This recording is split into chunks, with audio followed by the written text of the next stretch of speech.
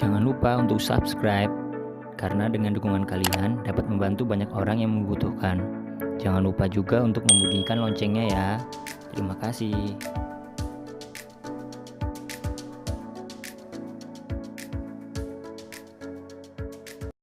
Assalamualaikum warahmatullahi wabarakatuh. Apa kabar sahabat Gape Indonesia? Di video kali ini saya ingin memberikan informasi tentang lanjutan dari video-video sebelumnya ya.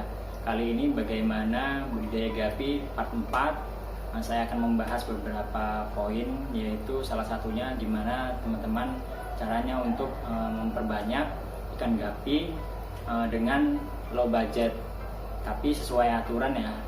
Sesuai aturan maksudnya di sini kita bukan hanya memperbanyak aja, tapi kita bagaimana caranya untuk lebih memperbaiki kualitasnya juga gitu. Jadi insya Allah kualitas yang jeleknya itu sedikit dibanding teman-teman langsung dengan yang cara langsung memperbanyak dengan cara asal-asalan ataupun yang penting beranak gitu ya. Ya kalau yang penting beranak aja, anak kecil juga bisa. Tapi terkadang yaitu kendala di teman-teman mungkin banyak faktor, tapi saya akan memberitahukan tentang apa yang pernah saya lakukan dan saya buktikan sendiri. Jadi ini real pengalaman dari saya. Semoga kalian nggak bosan untuk nonton ini, karena saya jujur aja untuk mengolah video ini saya melakukan sendiri dalam editingnya dan beberapa lainnya saya melakukan sendiri. Jadinya mungkin nggak maksimal ya, dengan apa adanya aja. Yang penting isinya kalian bisa manfaatkan dengan baik. Oke, selanjutnya nanti kita akan ke belakang saya. Kita langsung aja ya, biar nggak lama-lama. Tapi sebelum itu saya mau informasikan dulu untuk teman-teman di dalam budidaya gapi ini. Jadi di part sebelumnya kalian sudah melihat di indoor ya, dalam indoor, terus di berakuarium. Saya juga udah ngasih tahu kelebihannya apa, kekurangannya apa, kenapa teman-teman saya sarankan untuk ke arah akuarium dulu. Kenapa nggak ke media bak atau baskom atau kulkas atau kolam? Sebenarnya boleh aja teman-teman langsung ke arah situ pakai media yang lebih besar, nggak pakai akuarium, nggak masalah. Mungkin banyak kendala ya, faktor keuangan dan modal dan lain-lain. Jadi mungkin teman-teman rasanya pakai itu aja cukup, ya itu nggak masalah ya, itu nggak ada masalah. Cuman saya ngasih taunya sebelum itu teman-teman bisa membuatnya lebih baik gitu. Jadi mencetaknya ikannya itu lebih baik. Dulu jujur aja saya juga pakai akuarium, terus kok di akuarium bermasalah terus ya. Lalu saya coba di bak. Nah, setelah di bak kok hasilnya menurun gitu. Saya beli indukan 300, 900 ribu, 500 ribu, 700 ribu. Saya pernah ngelakuin itu dan hasilnya kok menurun gitu. Biasanya di indukan juga anakan juga itu nggak bisa maksimal dari formnya dan lain-lain nggak maksimal. Jadi dari pengalaman saya cari selahnya bagaimana dan harus seperti apa, karena saya pada waktu itu jarang ya nanya lebih ke teman-teman yang lain, karena saya sendiri produksi ini saya pelajari sendiri untuk lebih pakai sistem gitu. Soalnya pasti namanya budidaya ikan hias itu pasti ada SOP-nya. Jadi saya perhatiin gimana SOP gapi ini untuk menghasilkan kualitas yang cukup baik atau good looking sih kalau versi saya. Jadi saya nggak pernah buatin nama grade ya, karena grade itu menurut estimasi kita sendiri sebagai breedernya itu grade A, grade B, grade C. Itu estimasi dari breedernya, bukan dari orang lain. Jadi saya sendiri nggak berani untuk bilang grade A atau grade B, grade C, walaupun saya ngerti sebagian gimana caranya untuk kualitas dan lain-lain. Tapi saya nggak mau ke arah sana, ke grade, karena saya cukup memberikan nanti suatu saat insya Allah nanti ya video berikutnya. Nanti kita ada review ya per jenis ikan, kita review yang baik itu seperti apa. Insya Allah nanti kalau ada kesempatan nanti akan kita review yang baik seperti apa, misalnya AFR seperti apa, terus ikan-ikan yang lainnya, dragon dan lain-lain. Insya Allah nanti kalau ada ikannya nanti kita bisa review ke teman-teman. ya, yang seharusnya kalian pilih itu seperti apa gitu. Untuk sementara ini untuk sistem selektif seperti itu saya belum bisa menginfokan, tapi saya mengajarkan di sini untuk teman-teman bagaimana untuk berbudidaya dulu ya. Untuk berbudidaya ikan gapi ini bisa dulu tahu dulu tekniknya, udah tahu arahannya seperti apa, maunya apa, baru teman-teman bisa memulainya lebih ekspresif lagi, lebih semangat lagi, udah tahu bayangannya seperti apa gitu. Nanti juga saya di video ini saya selipkan nanti bagaimana untuk menakar harga ikan gapi kalian. Itu aja. Oke. Jadi lanjut aja kita ke farm belakang ya. Kita lanjut dulu. Yuk. Oke teman-teman, ini kita sudah berada di farm belakang saya. Jadi di farm belakang saya ini saya pakai media bokulkas ya. Saya pakai media bokulkas.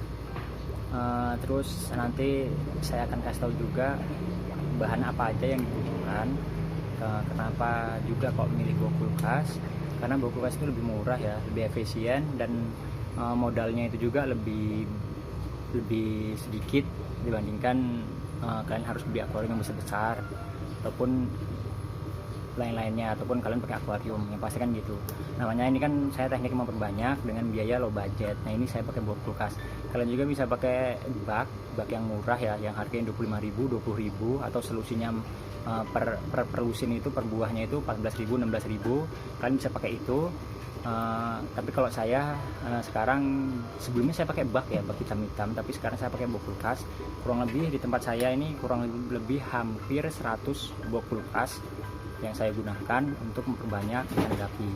Tapi saya mohon maaf, untuk kali ini saya nggak bisa nampilkan ikan-ikannya karena jujur aja di sekitaran awal tahun kemarin ini 2020 ini ikan-ikan gapi saya sudah saya borongin ya, karena saya agak susah untuk ngirim keluar kemarin, jadinya daripada di sini makan biaya dan pengirimannya susah.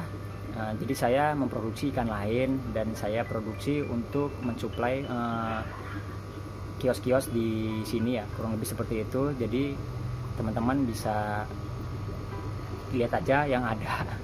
Jadi yang pasti saya udah ngasih contoh, seenggaknya itu bisa digunakan sama teman-teman. Oke, kita langsung lihat ke bahan-bahannya dan seperti apa yang saya lakukan. Jadi pertama-tama kita dari aerator ya. Kalau saya di sini lokasi saya pakai atap baja ringan ataupun atap terpal ya. Tapi rangkanya baja ringan semua ke sana. Saya pakai aerator ini Resun Ako 006, kurang lebih 80 watt ya. Saya pakai ini bisa nyuplai kurang lebih sekitar 60 bokulkas, tergantung setelannya, bisa lebih kayaknya. Nah, saya pakai aerator. Kenapa saya pakai aerator? Karena kalau pakai aerator hasilnya untuk sistem pembersihannya saya tidak terlalu repot ya, karena saya pakai filter, jadinya saya bisa kerjakan sendiri tanpa perlu bantuan orang lain. Nah ini sistemnya saya pakai punyanya dia asli gitu, langsung masuk ya seperti ini. Saya tetap pakai spong filter ya teman-teman, saya pakai spong filter tetap, saya buat sendiri, pasti lebih mudah dan murah, sangat murah sekali. Oke, seperti itu.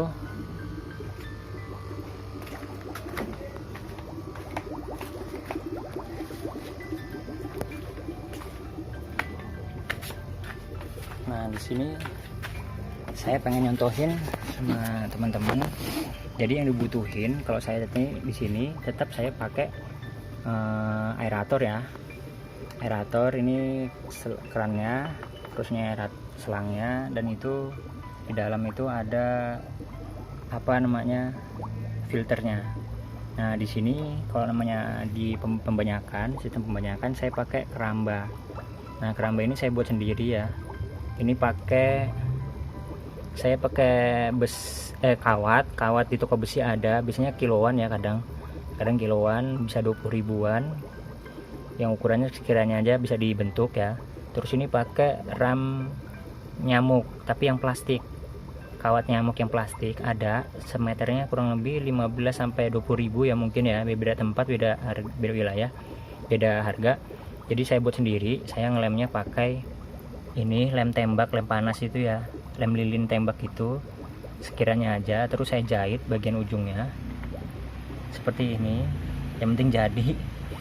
Tapi berfungsi dengan baik. Ini anakannya banyak banget, besok saya pindahin ke dalam akuarium sebagian.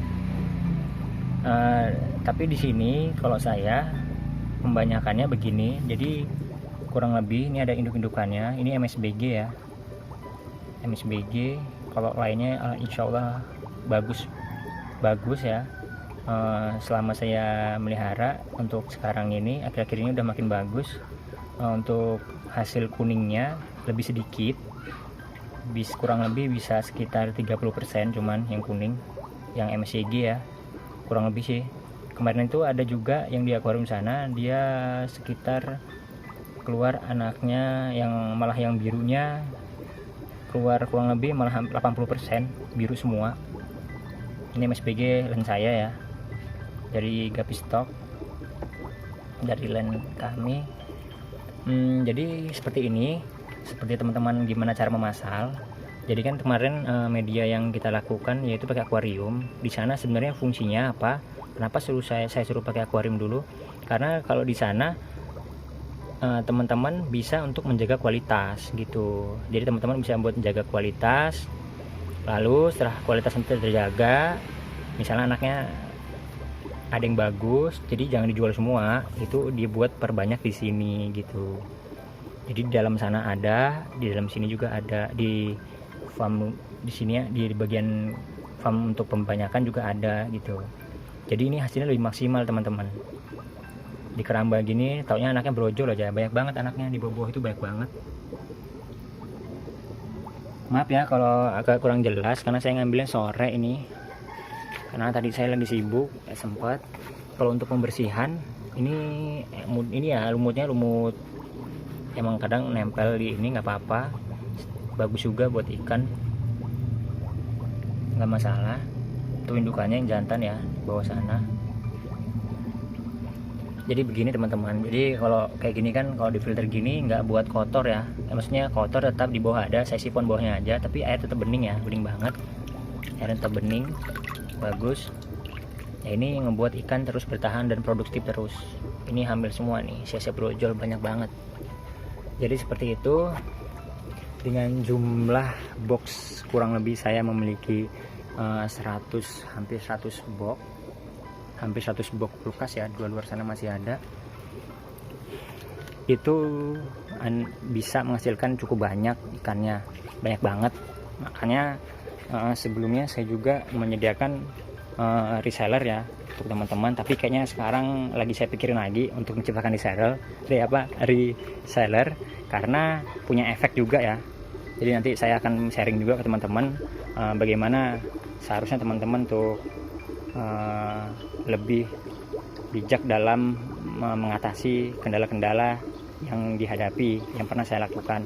Semoga bisa jadi contoh dan bisa diperbaiki, mungkin lebih baik lagi. Jadi begitu ya.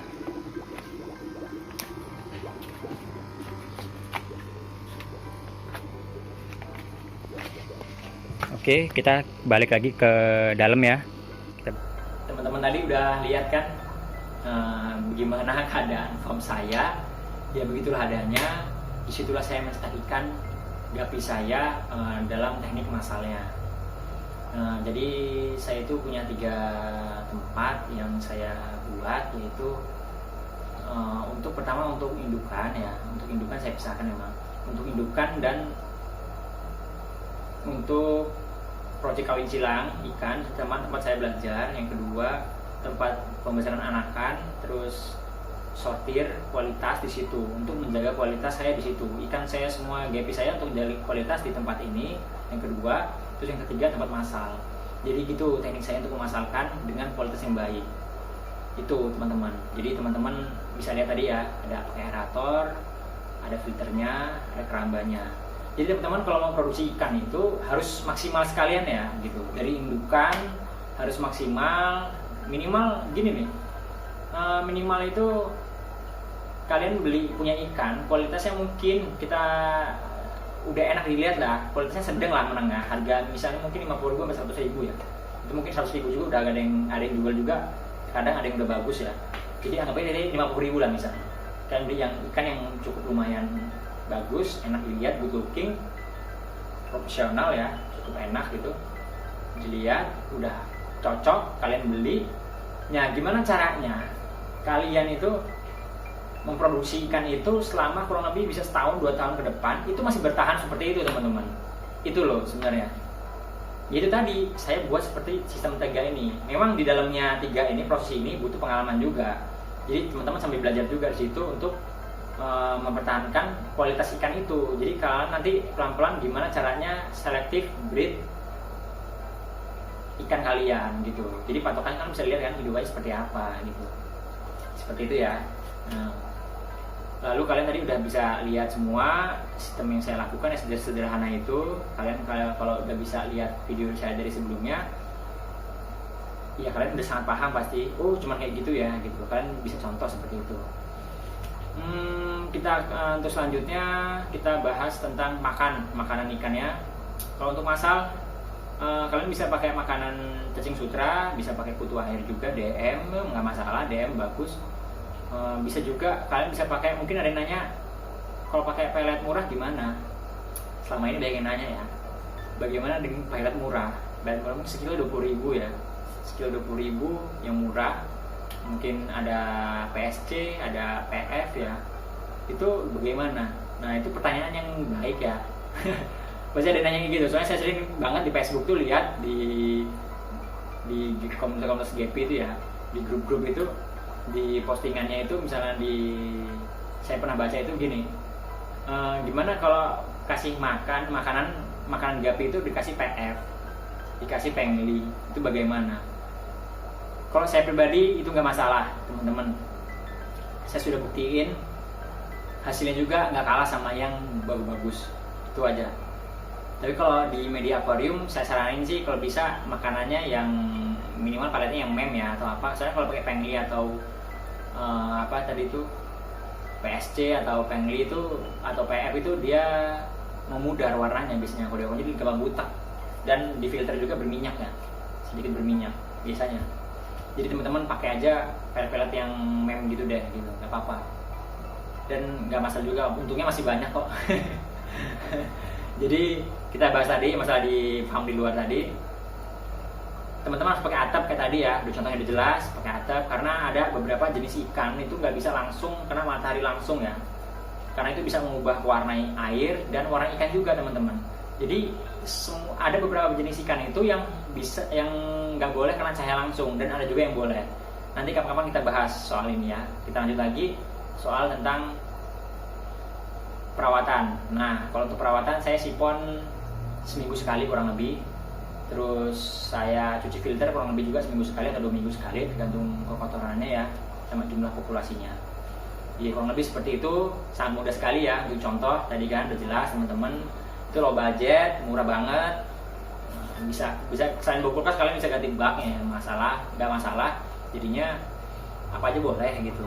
Yang pasti tahapnya tadi itu ya, kalian sudah punya tempat untuk menjaga kualitasnya gitu. Karena kalian pasti akan ngerasain gimana ikannya punya ikan bagus tapi banyak. Itu aja. Saya udah buktiin kok teman-teman, ini terbukti banget. Kurang lebih seperti itu. Kita bahas berikutnya tentang makan udah, kebersihan udah. Oke, hasil. Nah, hasil. Untuk hasil ini kita misalkan ya, satu buah kulkas itu 30 pasang, berarti 60 ekor ya, 30 pasang aja kita hitung. Nah, kurang lebih kalau misalnya kalian punya 40 buah kulkas dengan isi 30 pasang, kalian bisa hitung kan, satu boxnya isi 30 kali 40, jadi 1200 pasang. 1200 pasang ikan teman-teman, banyak banget kan? Banyak, sangat banyak. Apakah kalian udah berpikir bagaimana cara menjualnya? Bagaimana cara ngabisin ikannya? Soalnya kalau nggak kalian habisin dalam waktu 1 bulan, jadi misalnya panen nih, kan 3 bulan kita pelihara, panen kan di bulan ketiga. Nah, saat panen ini dia punya adik-adiknya loh teman-teman, punya adiknya lagi yang belum dikeluarin dari indukannya. Jadi gimana caranya ini harus keluar, harus dijual lah, harus dijual 400 pasang untuk per bulannya, 400. Jadi kurang lebih kalau kalian produksi satu box kulkas itu isinya 30, 1200, misalnya pendapatan kalian kita bagi 3 aja ya, kita bagi 3 berarti mungkin 400 pasang, yaitu 400 pasang hasil kalian selama sebulan. Itu khusus yang di box kulkas saja, belum di akuarium kalian. Banyak nggak teman-teman? Banyak kan? Sangat banyak sekali. Jadi teman-teman perlu dipikirin juga soal masalah untuk penjualan. Mungkin kalian udah bahas semua dari awal kan, udah nonton, ternyata ada kendala lagi itu di penjualan nantinya. Pasti kalian merasakan hal itu. Bila kalian mau jual, pasti ada dilema juga. Dilemanya itu sama peternak, kawan-kawan terdekat kita. Apalagi kalau kalian berkomunitas, pasti agak gimana ya menjual ya. Sebanyak itu, teman-teman kalian juga belum tentu beli sama kalian, tapi kalian harus ngeluarin barang itu. Bagaimana caranya? Pasti ada dilema juga seperti itu. Nah, lalu kita bahas ke hasil penjualan. Mau dikasih harga berapa? Nah ini nih, yang kali ini nih masalah harga berapa. Untuk harga, saya mohon maaf sebelumnya buat teman-teman senior ataupun yang sudah berjalan.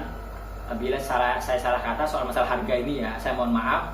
Saya nggak bermaksud untuk menjatuhkan harga Gapi, tapi saya cuma ingin berbagi pengalaman ke teman-teman semua, biar kalian punya ada pikiran harus bagaimana ngelakuinnya untuk menyiasati ini sama-sama. Karena nggak dipungkiri, pasti di benak kalian yang sudah main lama pasti berpikir seperti ini juga, gitu.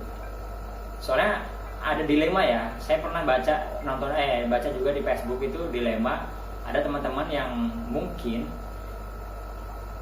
medianya sedikit, tapi teman-teman bingung dengan teman-teman yang produksinya banyak dengan soal harga. Jadi ya memang itu agak sedikit bertentangan. Teman-teman itu di Facebook itu pernah saya baca, dia bilang jangan jatuhkan harga Gapi. Kalau bisa jual Gapi itu jangan murah-murah. Sebenarnya nggak bisa ya teman-teman. Jadi gimana pun produk itu kalau banyak, pasti harga itu udah turun, itu udah pasti. Sekarang gini, pabrik dari Cina sana, dia itu produksi banyak, produk banyak, itu mereka tuh untungnya dikit banget, tapi yang penting kita ngambilnya rutin gitu loh. Ngambilnya rutin, untungnya dikit nggak apa-apa bagi mereka, tapi yang penting barang gua habis sebanyak ini, gitu. Target market gua pas nih, biaya produksi gua ketutup, untung gua udah lumayan. Itu sekarang kayak gitu teman-teman. Saya mohon maaf buat teman-teman, saya nggak ada maksud apa-apa, tapi teman-teman bisa berpikir secara logis benar atau tidaknya yang saya omongkan ini. Sekarang kalau kalian punya ini banyak, barang banyak, 400 pasang tadi ya, kira-kira kalian mau jual berapa biar dalam sebulan habis? Saya cuma ngasih bocoran itu ya teman-teman, kalian tinggal hitung aja ke perkaliannya berapa. Udah, saya nggak mau nunjukin saya jual berapa ataupun berapa, saya nggak mau, karena kita punya beda-beda. Saya nggak mau menyakiti perasaan teman-teman. Saya cuma ngasih perhitungan seperti itu tadi. Tinggal kalian, harganya terserah kalian kali berapa. Yang pasti coba kalian dikalikan dengan 400 pasang, itu udah berapa hasilnya. Itu aja teman-teman. Tapi yaitu saya nggak menyarankan untuk teman-teman untuk saling menjatuhkan, karena pasarnya sangat luas sekali teman-teman ya.